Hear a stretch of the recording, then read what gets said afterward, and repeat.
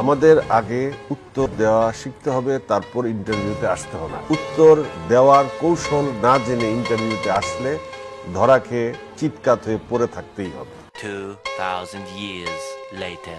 আচ্ছা জায়েদ ভাই, আপনি কি একটু বলবেন যে মানুষ আসলে এখন একটু কনফিউজ, জায়েদ খান কি আসলে বোকা নাকি অনেক চালাক? আপনি এই ফেসবুকটাকে খুব ভালোভাবে বুঝে গেছেন যে এখানে কি করলে কি হয়। আমার চেয়ে তো পৃথিবী থেকে আমি বোঝার মতো ছেলে আপনি বুঝেননি। আপনি 13টি প্রশ্ন করছেন, আবার নিজের পেজেও আপনি আপলোড দিচ্ছেন, আপনি তো বুঝে গেছেন ভালো করে।